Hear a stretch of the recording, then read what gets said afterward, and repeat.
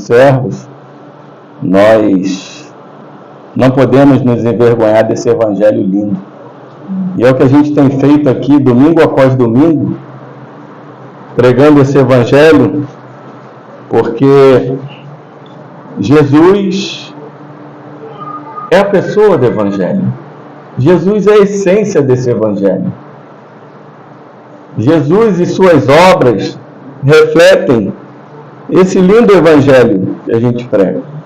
Conversando, e nós estávamos conversando que estão chegando os tempos que só os verdadeiros crentes ficarão de pé. São tempos que as pessoas vão realmente abandonar a fé. São tempos que só os verdadeiros crentes receberão uma graça especial para suportar o que vem por aí. Tempos de fome, tempos de peste, tempos de tribulações e perseguições.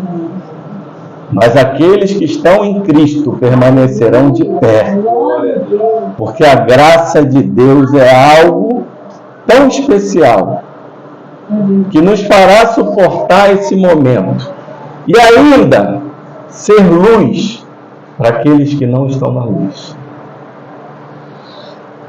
E quando a gente conversava isso ontem, eu falei assim: Deus, Tu és tão bom, porque amanhã eu vou falar um pouco disso. Como pode Deus, numa reunião, puxar um assunto e no domingo seguinte levantar esse assunto para a congregação?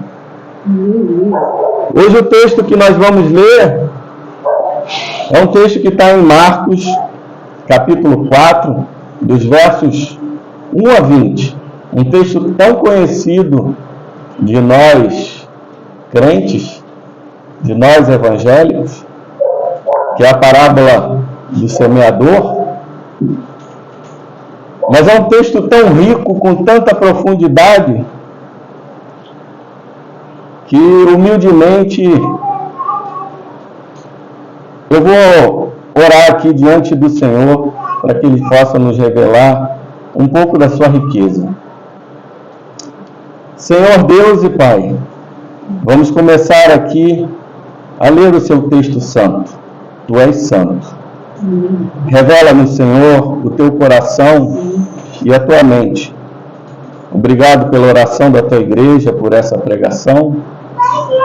E aqui eu te peço, Senhor, que revele as riquezas do teu texto para nós, para a honra e glória do teu Filho amado, Jesus Cristo. Amém.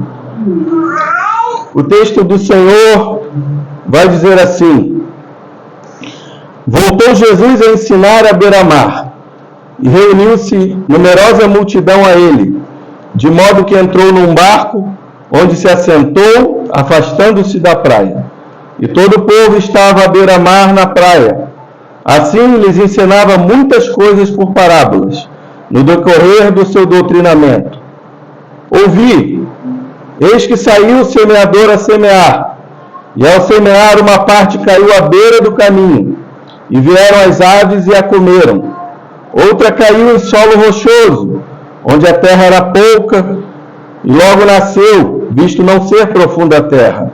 Saindo, porém, o sol a queimou, e porque não tinha raiz, secou-se. Outra parte caiu entre os espinhos, e os espinhos cresceram e a sufocaram, e não deu fruto.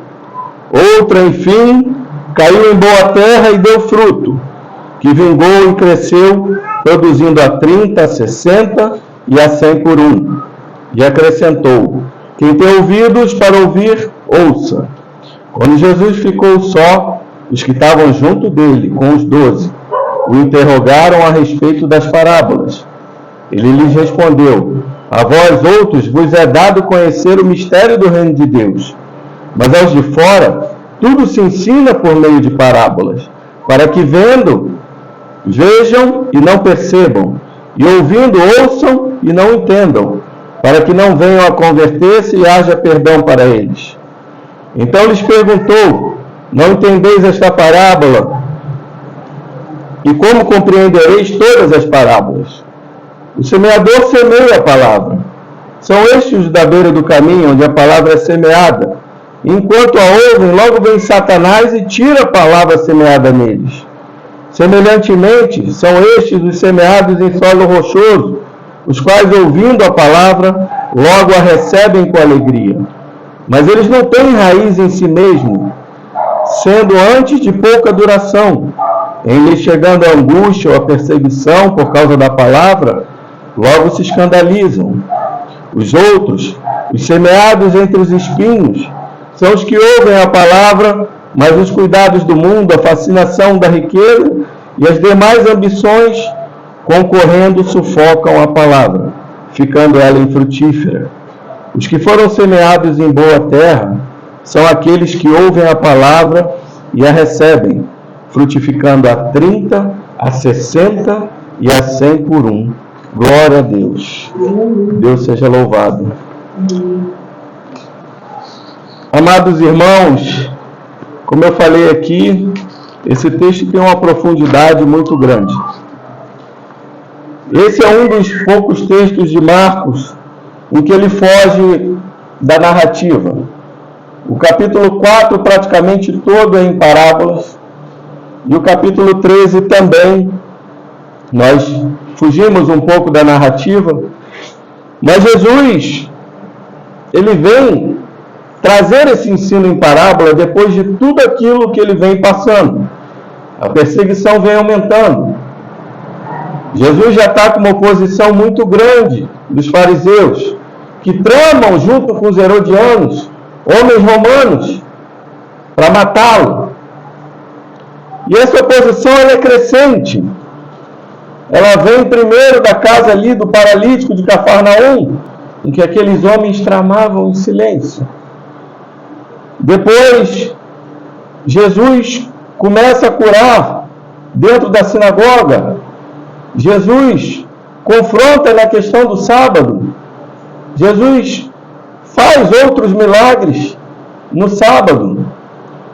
E aquela perseguição passa a não ser mais velada, em que os fariseus e os herodianos começam a perseguir Jesus verdadeiramente, de forma não mais velada. E Jesus se afasta. Nesse local aqui, outra vez, junto à beira-mar. Nós que conhecemos o Evangelho de Marcos já sabemos que esse era um lugar comum para Jesus. Era um lugar comum que ele gostava de ensinar. Talvez você pare para pensar e fale assim, como Jesus pregava para multidões, estando num barquinho sentado, sem microfone, como todos ouviam a sua voz. Os arqueólogos acharam entre Cafarnaum e Tágba, uma cidade mais ao sul, um lugar que descia como se fosse de uma montanha que terminava numa baía, em que eles chamaram isso de Baía das Parábolas, porque dali o som ecoava de uma certa forma que você poderia pregar para milhares de pessoas. Jesus sabia onde ele tinha que pregar. Jesus sabia onde ele tinha que falar. E é interessante que o texto vai falar mais uma vez que uma numerosa multidão se reuniu em volta dele. Aquela multidão, ela ao mesmo tempo que ela atrapalha e faz Jesus se afastar, ela traz uma oportunidade para o mestre. Porque é a hora dele pregar. Jesus não se importa de estar oprimido pela multidão. Ele se afasta um pouco. Ele vai para dentro de um barco, usa o barco como púlpito e senta. E por que Jesus senta? É interessante que desde o princípio do Evangelho Jesus vem ensinando.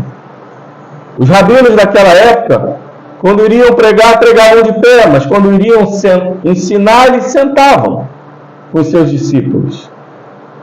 E Jesus senta justamente para chamar a atenção, dizer, eu vou ensiná-los. E o interessante é que o texto começa dizendo que todo esse povo estava à beira-mar, ali na praia, e a doutrina de Jesus começa a ser ensinada. Mas a primeira palavra que Jesus usa é ouvir. Ouvir no sentido de ouçam. Na antiga Palestina, no antigo Oriente Próximo, quando você utilizava, principalmente na região da Judéia e de Israel, quando você falava ouvir, não era só ouvir, era ouvir e receber, era ouvir e fazer aquilo que o mestre estava falando. Então Jesus já começa com essa palavra, para dizer o que eu vou falar, eu quero que vocês recebam. E ele começa a falar sobre essa parábola. Muitos vão dizer que Jesus começa a falar mais de parábolas do que antigamente se ouvia. Em parte é verdade, em parte não. Porque já tinham parábolas no Antigo Testamento. Você vai lembrar que quando Natan vai falar com Davi, ele fala em parábolas. Ele fala de um homem que era rico e outro que era pobre. Um homem que tinha muito gado e outro que só tinha um cordeirinho. Você vai lembrar também da parábola das águias e da videira em Ezequiel. E no mundo judaico, na literatura judaica, também existiam parábolas. Os rabinos falavam em parábolas para ensinar. Mas só que as parábolas que os rabinos falavam, elas eram explicativas. Elas não eram veladas da mesma forma que as parábolas de Jesus eram veladas. E os rabinos, quando falavam muito sobre coisas de reinados. E você vai perceber que as parábolas de Jesus tocam muito no ponto de agricultura, de pesca, de cotidianos da vida. Porque a maioria das pessoas que viviam sob jugo do Império Romano eram camponeses, eram pescadores, eram agricultores. E Jesus queria alcançar as massas, não só aqueles que viviam em sinagogas.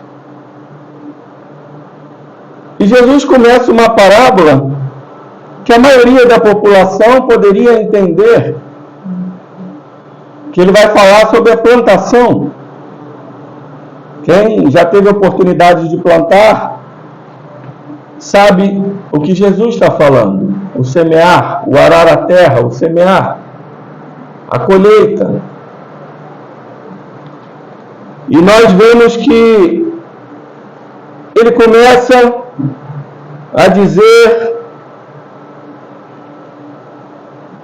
que eis que o semeador saiu a semear. Quem é o semeador? Nós, muitas vezes, paramos e pensamos, o semeador é a palavra realmente do Senhor hoje em dia. É o Senhor Jesus, é o Espírito Santo que fala diretamente aos corações. Os servos de Deus, eles são utilizados para levar a palavra. Mas quem está semeando é o Rei Jesus. Ele é o grande semeador. E quando você vai ler na Mishnah, na interpretação da lei judaica, o semear era algo muito sério, metódico, era algo organizado. Mas aqui você percebe que Jesus está falando de uma semeadura, e parece que o semeador, ele está jogando semente para tudo que é lado. Ele não está fazendo uma coisa de forma organizada. E nós já começamos a perceber que essa semeadura é algo diferente. E Jesus começa falando sobre essa primeira parte. E ao semear, uma parte caiu à beira do caminho, e vieram as aves e comeram. No texto de Lucas vão dizer que os homens pisaram, E logo após, as aves comeram, em Lucas 8. E o interessante é você entender que, antigamente, as estradas não passavam do lado das propriedades. Muitas das estradas passavam dentro das propriedades e no meio de onde as pessoas plantavam. Por isso, era muito comum que quando o semeador estava semeando, caíam sementes naqueles lugares, na estrada. Porque às vezes você pensa, ele vinha jogando semente na estrada. Não, aquelas estradas eram ali no meio das plantações, para passar no meio das propriedades. E muitas vezes, quando ele estava semeando, o vento também fazia aquelas sementes caírem ali. E o interessante é você ver que essa primeira, ele cai à beira do caminho e as aves vêm logo e comem. O segundo grupo que Jesus vai falar, ele vai dizer que a outra caiu em solo rochoso, onde a terra era pouca e logo nasceu, visto não ser profunda a terra. Saindo, porém, o sol a queimou, e porque não tinha raiz, secou-se. Na Palestina daquela época, existiam pedaços de terra que o subterrâneo era rico em calcário, em xisto, e a terra era muito superficial. Muitos agricultores tinham a mania, às vezes, de arar a terra antes, para ver se aquele solo era rochoso, e se iriam jogar semente ali ou não. Mas também existiam aqueles que jogavam a semente e depois aravam, para cobrir a semente. Mas era costume principal dos agricultores ararem a terra antes de jogar a semente. E muitas vezes essa semente caía nesse solo rochoso. O solo rochoso, ele impede que a água da chuva, principalmente que era na primavera e no outono daquela região, regasse a terra e fosse de forma profunda. Ela impedia que aquelas raízes descessem para justamente puxar aquela água, aqueles nutrientes da terra que estavam lá no fundo. E impedia. E o sol vinha e queimava. Porque aquela planta não conseguia puxar os nutrientes suficientes, não conseguia puxar a água para ela sobreviver. O sol, ele é benéfico para uns, mas é maléfico para uns. E o verdadeiro sol da justiça também. E o terceiro grupo de pessoas que ele vem dizer, outra parte caiu entre os espinhos. E os espinhos cresceram e a sufocaram e não deu fruto. Existia também, naquela região, cerca de 125 tipos de cardos e espinhos. E aqueles cardos e espinhos, se eles não fossem arrancados, se eles fossem somente cortados, eles tinham raízes profundas e voltavam a crescer. E muitas vezes sufocavam a planta. E eles puxavam os nutrientes, e eles puxavam a água, e não deixavam aquela planta crescer, porque as raízes dos espinhos e dos cardos eram mais fortes. E nesse momento, o seu coração começa a se abrir. Entendendo um pouco de agricultura, Deus começa a te revelar o que Ele quer dizer. E o último grupo, outra, enfim, caiu em boa terra e deu fruto, que vingou e cresceu, produzindo a 30, a 60 e a 100 por um. E acrescentou: quem tem ouvidos para ouvir, ouça.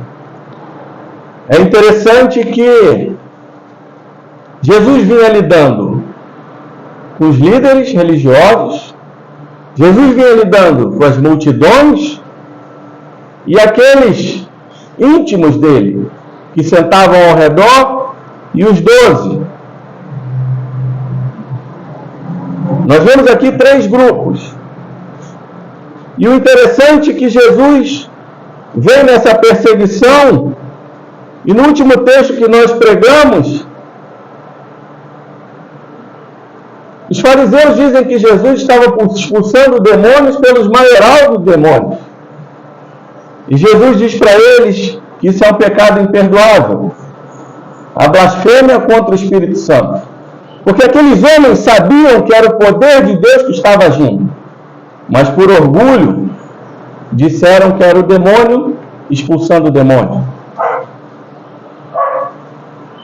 E se você começa a prestar atenção nessa sequência do texto, talvez Jesus esteja falando que esses que caíram no caminho, que Satanás vem e retira, possa estar relacionado a esses líderes. Os outros 2 grupos, que caem em solo rochoso, ou que estão junto dos espinhos, talvez as multidões que estão ouvindo. E aquele outro grupo, que está ao redor de Jesus, e os 12, seja esse grupo que irá frutificar. Aqui nós temos o primeiro ponto a entender, que aqueles que frutificam são aqueles que mantêm a intimidade com o Senhor. Aqueles que frutificam são aqueles que sentam ao redor de Jesus e que ouvem, que atendem, que recebem e que perseveram. E Jesus sentado com eles, você vai ver que quando Jesus ficou só, provavelmente Jesus pregou e a maioria da multidão foi embora. Alguns talvez desinteressados, outros talvez essa palavra não é para mim, outros talvez não gostei desse pregador, outro talvez eu tenho uma roupa para lavar, eu tenho mais o que fazer. E assim é. Vocês poderão ler o texto que foi colocado no boletim depois, que está logo no início, que fala de Satanás e seus pássaros. Muitas vezes nós não entendemos o que Jesus quer falar em suas parábolas. É interessante que quando os 12 interrogaram a respeito das parábolas, Jesus responde para eles: a vós outros vos é dado conhecer o mistério do reino de Deus. O que é o mistério? O interessante é que o mistério, eu vou usar aqui uma reflexão de Karl Barth, um grande teólogo do século XX, que muitos não gostam, mas ele tem muita coisa boa para se absorver. Ele disse: mistério não significa apenas o fato de Deus estar velado, mas antes o fato de que ele se tornou manifesto de uma forma velada, ou seja, de uma forma não aparente, que fornece informações indiretamente, não diretamente. O nosso Deus escolheu se revelar de forma velada, para que alguns fosse revelado o mistério de Deus, para aqueles que recebem o reino. Mas ele diz: aos de fora tudo se ensina em parábolas, para que vendo vejam e não percebam, e ouvindo ouçam e não entendam, e para que não venham a converter-se e haja perdão para eles. Talvez você ache essa palavra muito forte, em dizer: Jesus está dizendo que não quer que eles se convertam. Mas eu falei para você aqui, e Jesus acabou de dizer que eles blasfemaram contra o Espírito Santo. Um pecado que não era perdoado. E se realmente Jesus está falando isso, ele está se referindo principalmente àqueles líderes que ele realmente não quer que se convertam, porque eles blasfemaram contra o Espírito de Deus. E o mais interessante é a sequência de Jesus, quando ele diz assim: não entendeis essa parábola? E como compreendeis todas as parábolas? As parábolas de Jesus, nós temos aí nos evangelhos cerca de 60 parábolas. E quase em sua totalidade, se não em toda a sua totalidade, Jesus está falando dessa irrupção do reino de Deus, o aparecimento do reino de Deus. Mas talvez essa seja a parábola das parábolas, porque essa é a base do entendimento para aqueles que vão servir a Deus, para entender que tudo está baseado nessa semeadura. O Evangelho não é algo que a gente está aqui para fazer do nosso jeito. O Evangelho é uma semeadura que nasce no coração de Deus.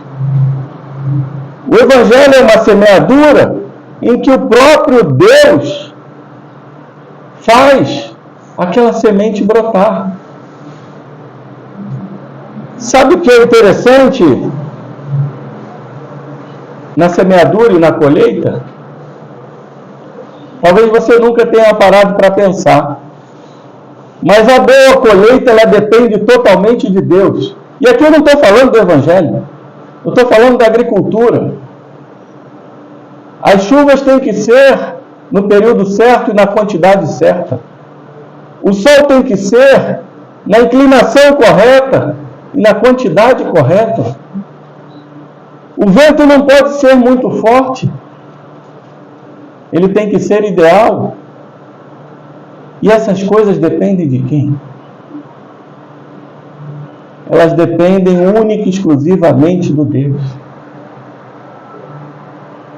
Quando os homens dizem, essa safra foi o melhor vinho, eles não conseguem entender que foi Deus que deu aquele melhor vinho.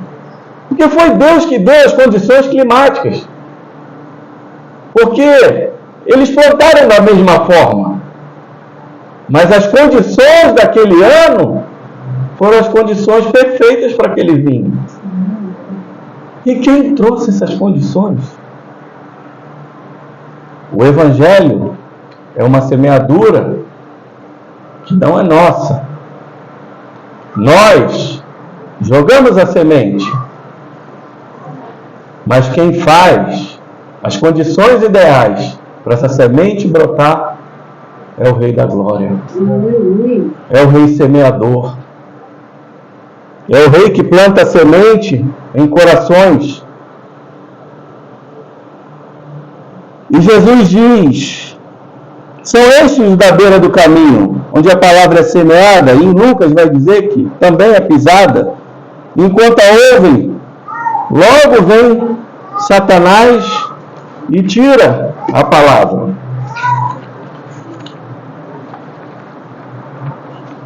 Quem são esses pássaros? Esses pássaros, meu irmão, Satanás e seus pássaros.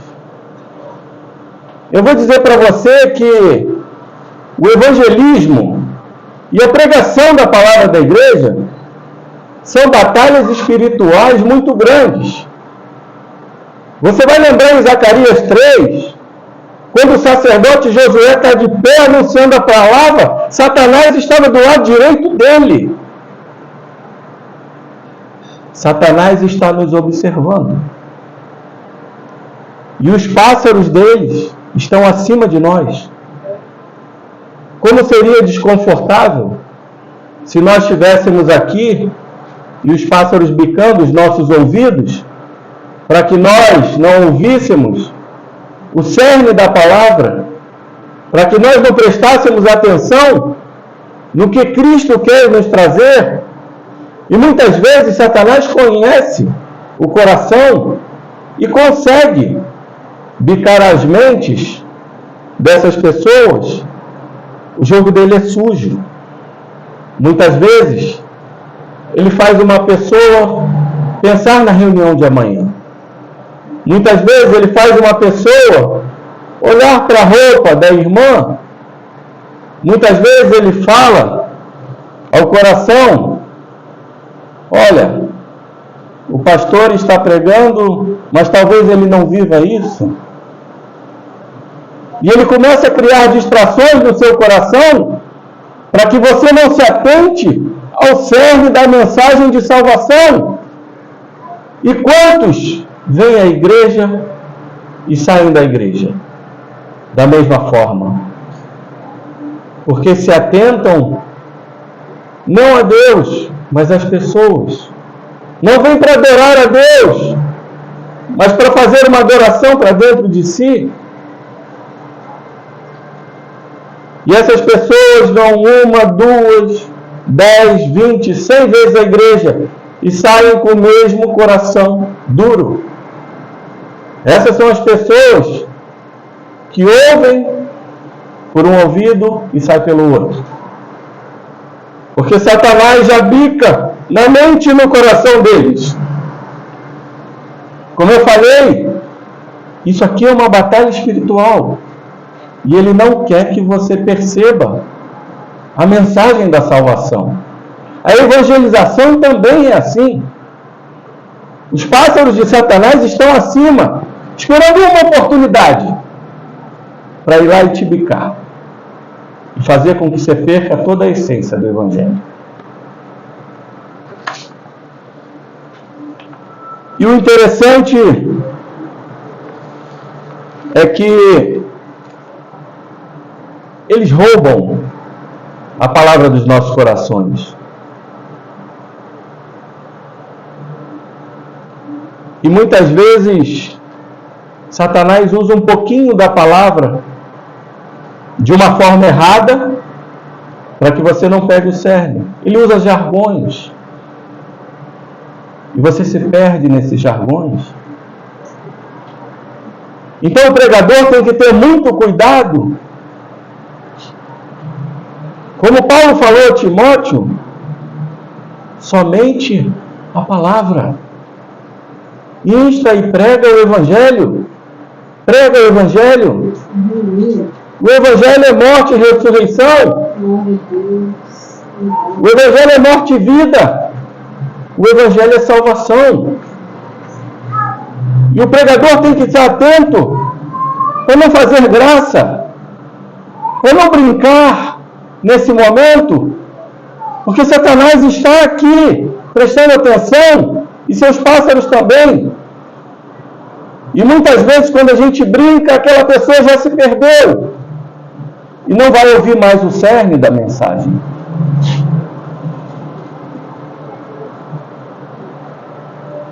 E existem exemplos bíblicos disso. Satanás incitou Davi a pecar e fazer o censo. Esse texto está em 1 Crônicas 21, 1 e 2. O diabo encheu o coração de Ananias para que ele mentisse para o Espírito Santo. Em Atos 5, versículo 3. Satanás colocou no coração de Judas a traição de Cristo. João 13, 2. Paulo nos adverte para que não sejamos enganados e para que nossos pensamentos não se desviem de uma devoção pura a Cristo. 2 Coríntios 11, 3. Satanás mente para nós a todo tempo. E ele está buscando roubar o seu entendimento. Veja, abra os seus olhos espirituais e veja Satanás e seus pássaros pairando sobre você, sugerindo trivialidades, zombando, trazendo distrações, não só no seu ato de evangelizar, mas no ato de pregar. Temos que ter muito cuidado. E toda vez que entrarmos, lembrarmos disso. Quando entrarmos numa igreja. Porque tudo que ele quer é destruir o seu entendimento. E existem muitos que hoje estão assim. Muitos que a gente prega a palavra e viram as costas. Ah, eu não sou assim. Isso não vai acontecer comigo. E talvez, segundos depois, ou um dia depois, ou tempos ou anos depois, aquela pessoa morre e se vê em desespero eterno. Esses são os primeiros do caminho.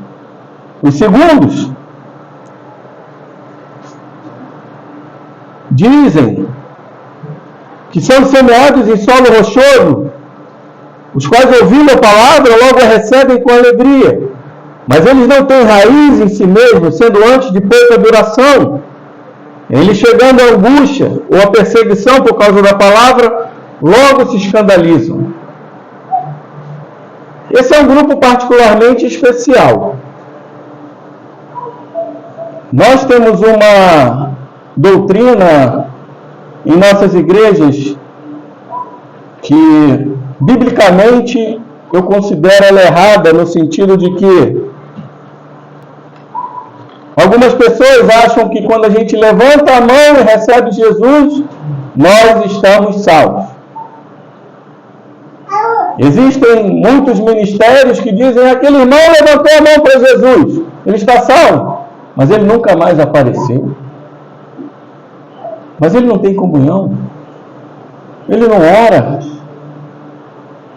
ele não lê a palavra. Esses que Jesus fala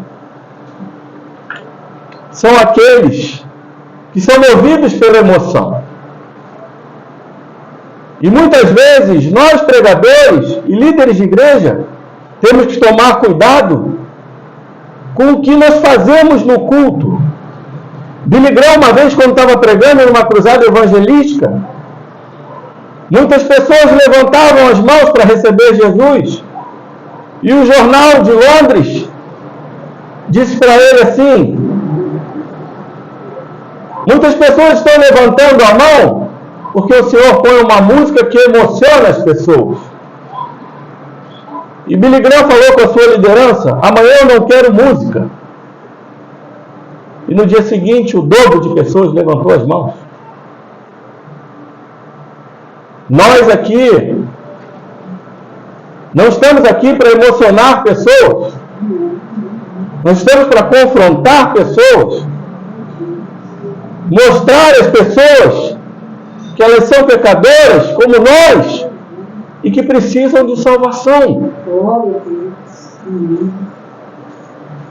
É essa a essência do Evangelho que Satanás não quer que você entenda. E essas pessoas, pela emoção, elas levantam a mão e saem dali numa alegria. Mas essa alegria acaba. Porque não tem raiz. Porque não foram convertidos.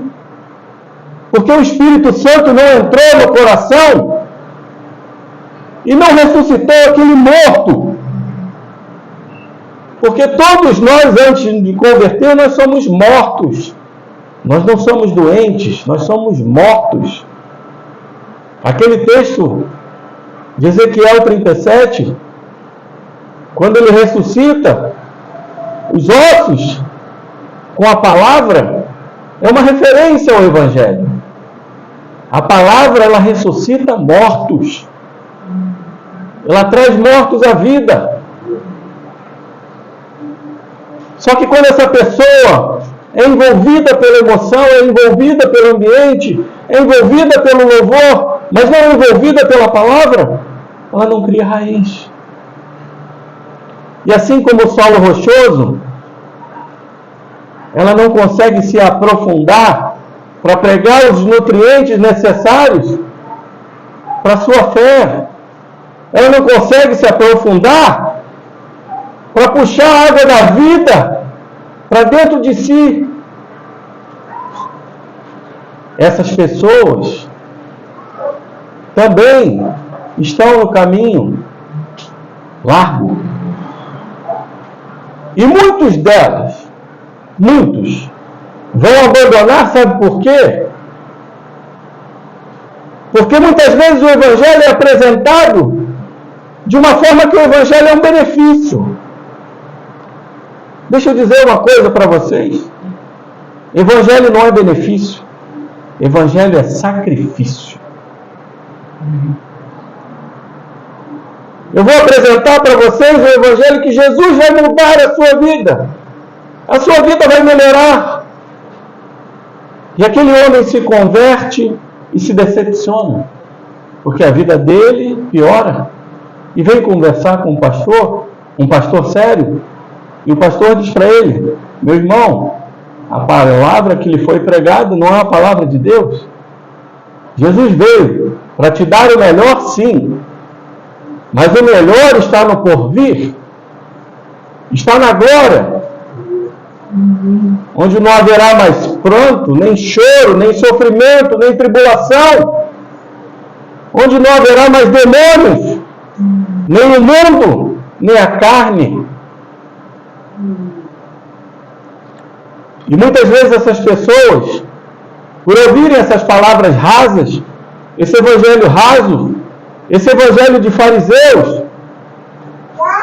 elas pegam e quando veem que o caminho da cruz, que o caminho da salvação tem que passar pela cruz, tem que passar pela autonegação, tem que passar pela dificuldade, tem que passar pelo sofrimento. Quando veem que o caminho, não só a porta é estreita, mas o caminho é estreito e é cheio de dificuldades, essas pessoas não querem seguir o caminho que leva à cruz. Não querem seguir o caminho que leva à glória. Porque Jesus diz, você tem que negar a si mesmo e carregar a sua própria cruz. Jesus não está dizendo carregar os seus benefícios. Jesus está dizendo carregue a sua própria cruz. Se negue. Aqueles que amam mais o seu pai, a sua mãe, o seu filho e a outras coisas não é digno de mim. Porque a gente precisa nos negar para esse mundo e entender que nós somos cidadãos dos céus. Nós não pertencemos a esse mundo. Quando Jesus estava sendo julgado perante Pôncio Pilatos, uma das respostas dele, ele diz: o meu reino não é deste mundo. A visão de Cristo sempre esteve na glória. Em todas as tribulações, em todo o sofrimento, em toda a dor, ele somente olhava para o propósito dele e do Pai, que era a cruz da salvação. É ali que Jesus se regozija. É ali que Jesus tem paz. Porque é ali que ele sabe que a obra seria consumada. Porque ele veio com um propósito e aquele propósito deveria ser cumprido. E assim tem que ser as nossas vidas. Quando a tribulação vem, quando o sofrimento vem, quando a dor vem, quando a cruz se torna pesada demais, olhe para a verdadeira cruz, que é a cruz de Cristo, e saiba que Ele te salvou, e saiba que um dia tudo isso não vai mais existir, e você estará nos braços daquele que te salvou, porque aquele que te salvou, ele não é homem para mentir, e ele te prometeu benefícios no porvir, e não aqui.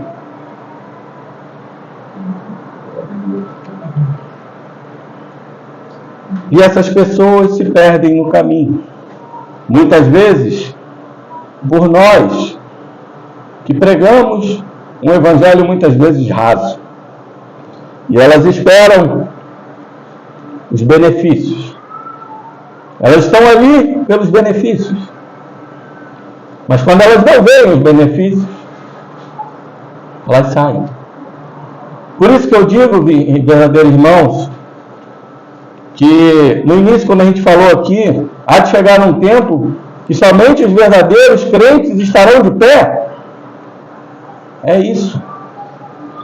Porque os verdadeiros crentes sabem que tem que negar a si mesmo, que tem que virar as costas para o mundo, que tem que adorar a Deus independente das circunstâncias, e que tem que saber que a nossa paz só está em comunhão com Deus. A falta de raiz é a falta de comunhão com Deus. A gente não consegue puxar a água da vida se a gente não ora e não lê a palavra. E nós precisamos nos aprofundar. Vamos então para o terceiro ponto. Os outros semeados entre os espinhos são os que ouvem a palavra, mas os cuidados do mundo, a fascinação da riqueza e as demais ambições concorrendo sufocam a palavra, ficando ela infrutífera. O que são esses espinhos? Nós falamos aqui da agricultura, que os espinhos muitas vezes eles podem estar escondidos debaixo da terra, com raízes fortes. O agricultor acha que cortou os espinhos, mas às vezes eles crescem e crescem, sufocando a planta. Hoje, nós dizemos que a nossa geração está principalmente aqui, nos espinhos. Quantos espinhos estão sufocando a palavra? Quantas distrações nós temos nesse mundo hoje? Quantas distrações nós temos nesse mundo hoje? Hoje eu não vou à igreja não, porque hoje é dia do meu time jogar. Hoje eu não vou porque é o último capítulo da novela. Hoje eu não vou porque é o lançamento daquela série do Netflix. Não, eu não li a palavra porque eu fiquei passando ali os reels do Instagram e perdi meu tempo. Satanás é mestre em criar distrações. Mestre. E ele tem criado distrações para esse mundo, que são distrações que verdadeiramente estão tirando o cerne da mensagem do Evangelho. E ao mesmo tempo que a rede social ela é benéfica, para alguns ela é maléfica. Porque você vai ver um monte de bobagens faladas em redes sociais. Esses coachings, essas pessoas que não têm profundidade no Evangelho e que estão pregando o Evangelho raso. E muitas vezes a pessoa acha, porque ela está na igreja, ela está vendo aqueles videozinhos ali, que ela está se aprofundando, mas ela está se aprofundando num mar de lama. E muitas vezes as pessoas se perdem com coisas do mundo, tornam a igreja uma programação de final de semana. No domingo é dia que eu vou à igreja. Mas aí você pergunta, qual é a essência disso para você? O que é ir ao culto para você? O que você vai fazer no culto? Eu vou à igreja porque eu gosto de ir à igreja. Você gosta de ir à igreja? Jesus também gosta de ir à igreja. Mas ele diz na sua palavra que ele espera verdadeiros adoradores, em espírito e em verdade. Pessoas que entram para o culto dedicadas a adorar o verdadeiro Deus. Não pessoas distraídas pensando no que vai fazer daqui a pouco. Não pessoas distraídas pensando naquela série que tem que terminar hoje. Não pessoas distraídas no último capítulo da novela. O mundo está cheio de distrações criadas por Satanás. E ele quer que a gente perca a essência, o cerne da mensagem. E vou dizer uma coisa mais para vocês. Você vai perceber que esses 3 grupos que nós comentamos aqui, nós estamos falando do primeiro, do diabo. O segundo, nós estamos falando daqueles na carne, pela emoção. E o terceiro, nós estamos falando do mundo. E são as 3 maiores oposições do crente: o diabo, a carne e o mundo. E Jesus nos apresenta as 3 nessa parábola. Não subestime essas 3 coisas. Não subestime o diabo e seus pássaros.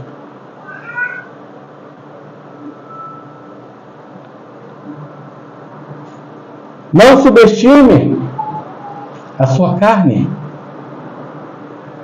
E não subestime o mundo. Ele está pronto para te pegar onde justamente você é mais fraco. E nós precisamos entender que quando Jesus falou, entenda essa parábola, você vai entender o resto de todas as outras. Porque aqui ele está falando de semear. Aqui ele está falando que logo que você semeia, logo a oposição já vem. Quantas vezes, irmãos, a gente prega uma palavra, a gente já vê Satanás plantando algo no coração daquela pessoa.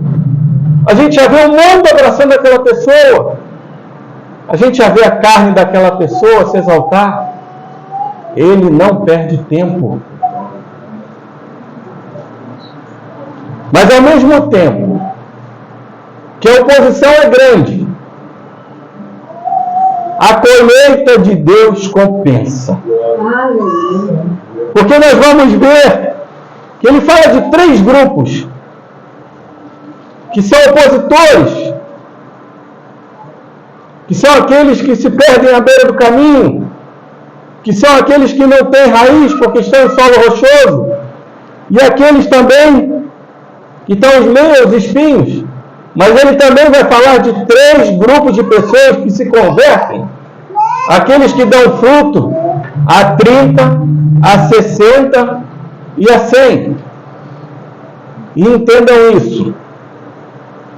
Ele diz para nós que todo verdadeiro crente produz frutos de arrependimento. Todo aquele que se converte, que ouve, que atende o chamado do Mestre e que recebe a palavra verdadeiramente no seu coração, esse dará frutos. E Jesus nos diz que as pessoas darão frutos diferentes. Alguns darão menos, outros moderadamente, outros mais. Mas isso não faz de nenhum deles diferentes. Porque todos estarão na glória junto com Deus quando o Senhor voltar. Então o verdadeiro é aquele que recebe a palavra, é aquele que ouve a palavra, a recebe no seu coração e a obedece. Quando Jesus falou ouvir, e aqui no final do texto vai dizer que ouçam novamente, ele está dizendo não só para aqueles que estão ao redor dele, ouçam, recebam e obedeçam. Porque vocês vão dar frutos. Porque a colheita vocês vão fazer independente e apesar de vocês. Porque eu sou o Deus da colheita. Eu sou o Deus que faço a semente brotar. E sabe o que é interessante, irmãos? Às vezes, vou lembrar vocês, aqueles que estão ao redor, estão junto com Jesus, muitas vezes podem se voltar contra Jesus. Porque o nosso mestre disse que só ele saberia diferenciar o joio do trigo. Judas estava no círculo, mas traiu Cristo. E muitos de fora passarão a estar do lado de dentro. A mulher cirofenícia, o endemoniado Gezareno, centurião, passarão para o lado de dentro. Porque, apesar de terem Satanás e os pássaros tirando aqueles que Jesus não fez a brotar a semente, Jesus tem um poder muito maior de trazer aqueles para a semente brotar e frutificar. E há de chegar o tempo que esses verdadeiros, que dão frutos a 30, 60 e 100 por um, mostrarem os verdadeiros frutos, que em parte estão velados hoje, mas mostrarão no período da angústia, da tribulação. E deixa eu dizer uma coisa para vocês, naquela região ali, a média de colheita era 10 para 1 grão. Existiam áreas ali perto do Vale do Jordão que poderia chegar a 100 por 1. Não é uma colheita milagrosa, mas é uma colheita abençoada por Deus.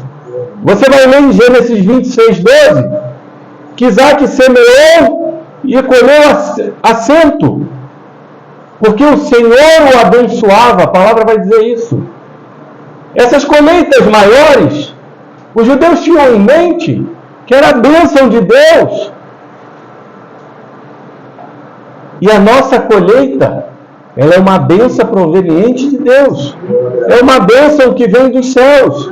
É uma bênção que sai do coração de Deus. Daquela palavra que Paulo vai falar em Efésios, as obras que ele preparou de antemão. São essas obras que vão glorificar o nome de Deus. E nós não temos que ter preocupação, porque, como eu falei aqui, a semeadura de Cristo, ela parece desordenada.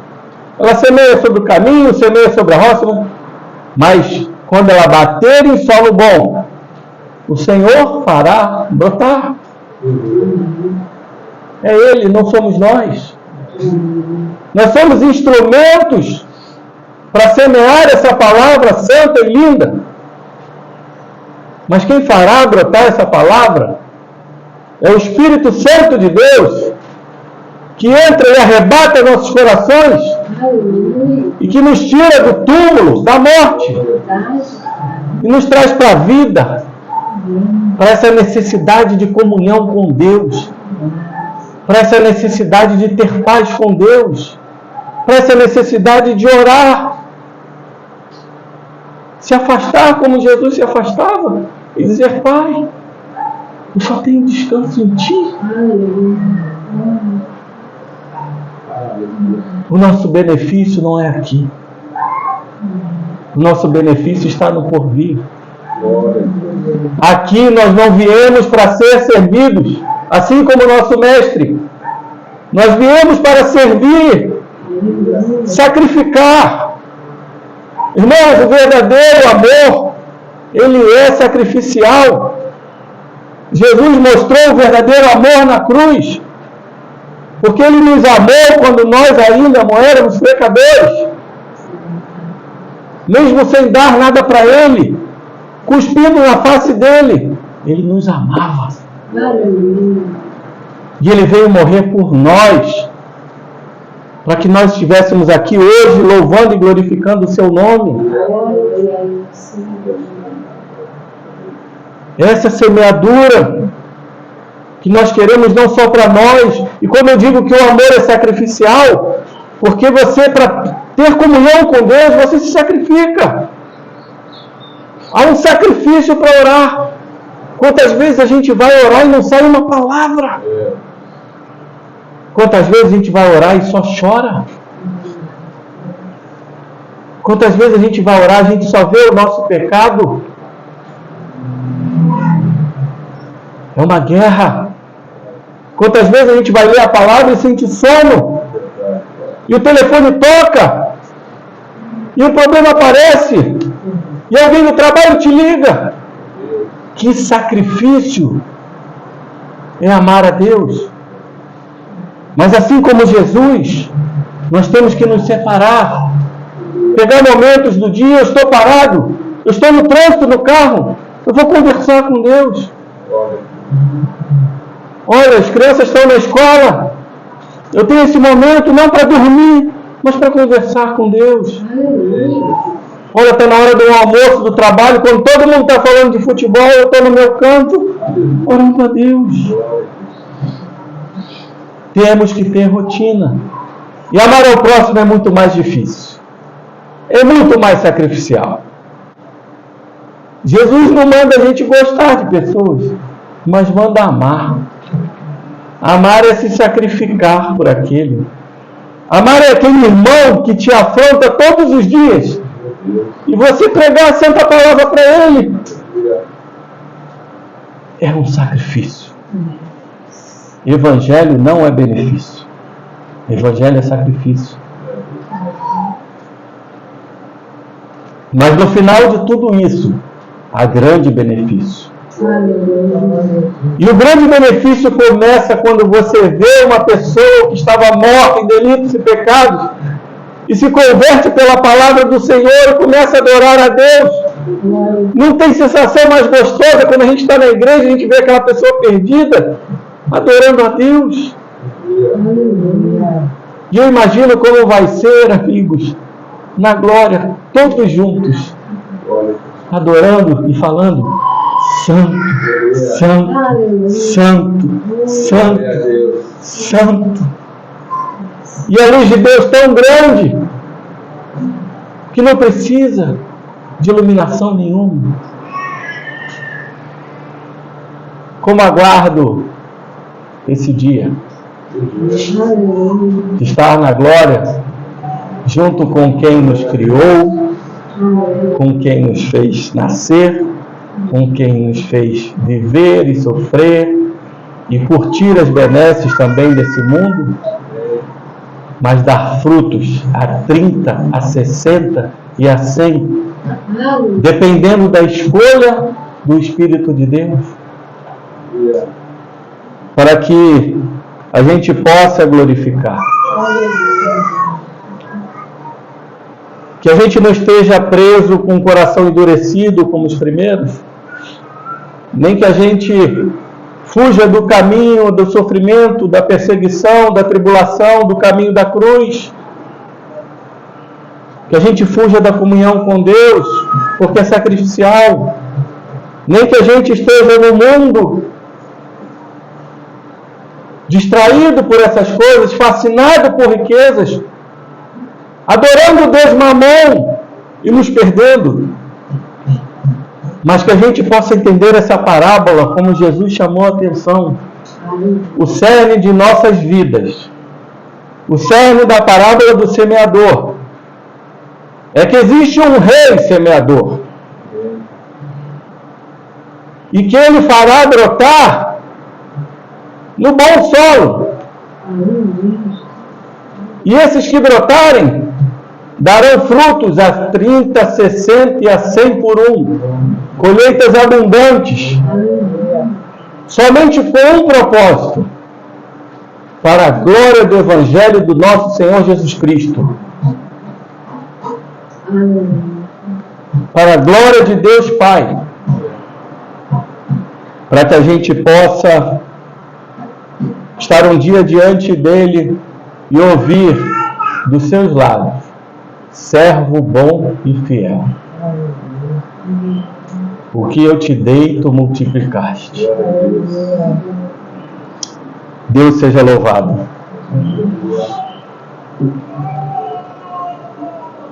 Amém. Pai, muito obrigado pela tua santa palavra. Muito obrigado pela tua graça que foi derramada nesse culto, essa graça especial que esteve sobre nós, a tua misericórdia de corações de pecadores. Obrigado, Senhor, que por mais que Satanás e seus pássaros estejam presentes nos ouvindo, a mensagem que alcançou os nossos corações é uma mensagem que eles fazem ter horror, que o Senhor ressuscita mortos para a glória de Deus. E que o Evangelho é salvação. Que o Evangelho é quando o Senhor pega pessoas mortas e dá vida e vida em abundância. E é nisso que nossos olhos, nosso coração e nossa mente devem estar centrados. Toda vez que evangelizamos, que oramos e que estamos cultuando ao Senhor. Muito obrigado, Senhor, porque o Senhor abriu os nossos corações e mentes para entender o teu propósito e saber que não estamos aqui para nosso benefício e nossa glória, mas sim para o sacrifício e para a glória de Deus. Seja louvado, Senhor. Seja adorado. Seja exaltado. É o que oramos no nome do teu Filho Santo, tão amado por ti, Jesus Cristo. Amém. Aleluia.